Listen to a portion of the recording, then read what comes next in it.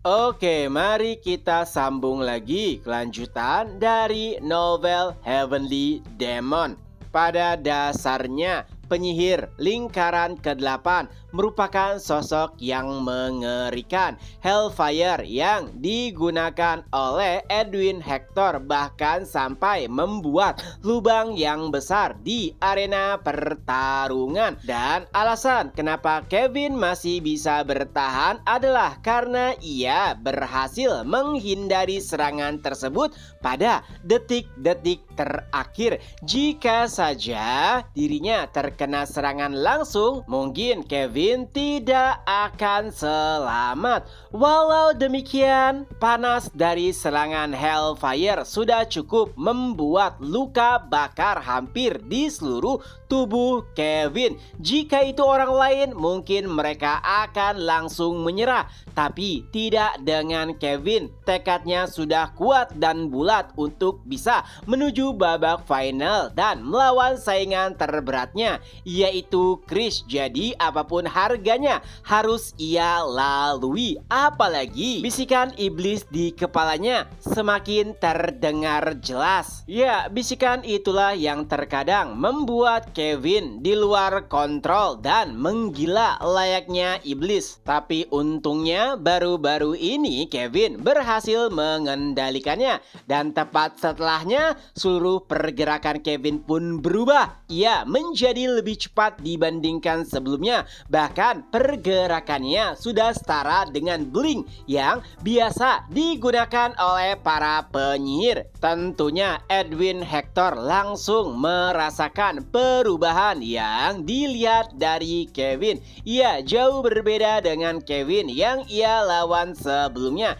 Itu bahkan membuatnya sedikit kesulitan. Tapi walau begitu, dari awal Edwin juga bertekad untuk menang. Dan tentunya semua itu demi kemajuan kerajaan Hector. Ia harus menduduki setidaknya posisi 10 besar. Dan kini pertarungan keduanya pun menjadi lebih mematikan dibandingkan dengan sebelumnya. Ya, walaupun pergerakan Kevin sangatlah cepat, tapi sihir api milik Edwin selalu mengikutinya. Walaupun awalnya itu terlihat menyebalkan, tapi pada akhirnya Kevin pun berhasil menebas seluruh serangan api milik Edwin. Dan pada akhirnya mau tidak mau Edwin Hector pun harus melepaskan tujuannya dan mengaku kalah.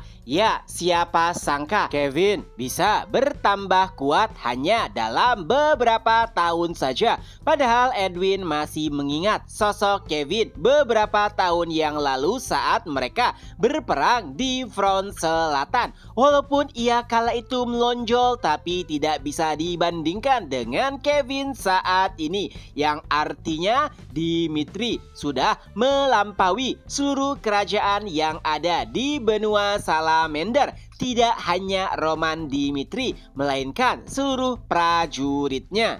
Juga para bangsawan perwakilan dari Valhalla dan juga Kronos akhirnya sadar bahwa era mereka telah berakhir dan era Dimitri juga Hector akan segera dimulai. Dan dengan pertarungan itu pula putaran kedua pun berakhir. Lalu pada putaran ketiga, baik itu Kevin dan Chris sama-sama memenangkan pertarungan. Begitu juga pada putaran keempat. Dan akhirnya kita pun menuju babak final. Seperti apa yang diprediksikan oleh kebanyakan orang bahwa pada akhirnya Kevin akan melawan Chris di babak final.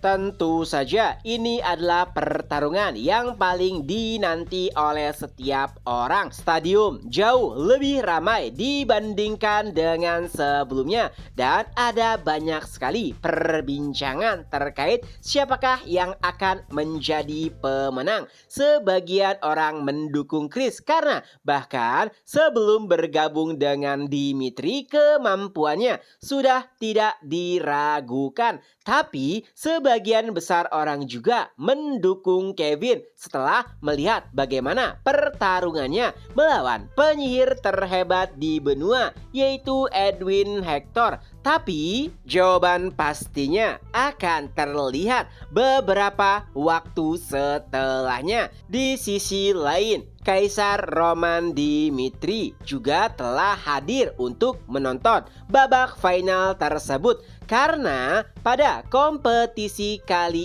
ini Kaisar Roman Dimitri telah menjanjikan siapapun yang menjadi pemenang berhak menantangnya. Kala itu, komandan pasukan Jonathan bertanya kepada Kaisar, menurutnya siapakah yang akan menjadi pemenang? Roman hanya tersenyum lalu berkata, siapapun yang menjadi pemenangnya, aku sudah tidak peduli. Karena pada intinya tujuan Dimitri telah terwujud, yaitu untuk menunjukkan kekuatan Dimitri yang baru, dan itu dibuktikan oleh sebagian besar perwakilan dari negara-negara dikalahkan oleh perwakilan dari Dimitri. Dengan begitu, setiap negara pada akhirnya harus mengakui sampai manakah kekuatan mereka, dan pada intinya Dimitri saat ini bukanlah tandingan mereka. Jadi itulah sebenarnya salah satu tujuan Roman saat mengadakan kompetisi peringkat benua yang baru. Nah, sebenarnya Jonathan juga sedikit khawatir terkait dengan permintaan Chris, yaitu siapapun yang menang boleh menentang Kaisar. Menurutnya itu terlalu berlebihan, apalagi sebagian orang masih belum mengetahui kekuatan Roman Dimitri sebenarnya. Mereka hanya mendengarkan rumor saja, di mana mungkin rumor tersebut dianggap berlebihan. Jadi, yang ditakutkan oleh Jonathan adalah karena kompetisi ini dilakukan 1 tahun sekali, ia khawatir suatu saat akan ada yang mengalahkan Kaisar Roman Dimitri. Ya, walaupun mungkin itu adalah suatu hal yang hampir mustahil. Tentunya Roman menanggapi pemikiran Jonathan dengan santai, yang intinya ia tidak perlu mengkhawatirkan hal tersebut karena segala sesuatunya telah difikirkan matang-matang oleh Roman, dan menurutnya ini juga menjadi pertunjukan yang menarik, terutama bagian di mana siapapun pemenangnya boleh menentang Kaisar. Dengan begitu Roman bisa langsung membungkam asumsi orang-orang yang mengatakan bahwa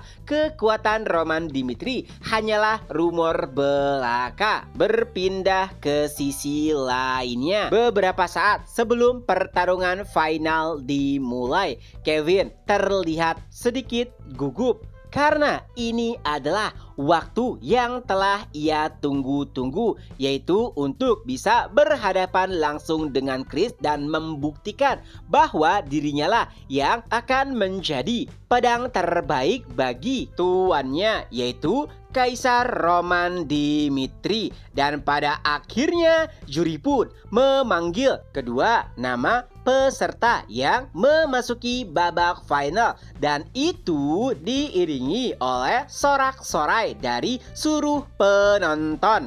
Chapter pun berakhir. Nah, itulah kelanjutan dari novel Heavenly Demon. Semoga terhibur. Ketemu lagi di next video. Bye bye.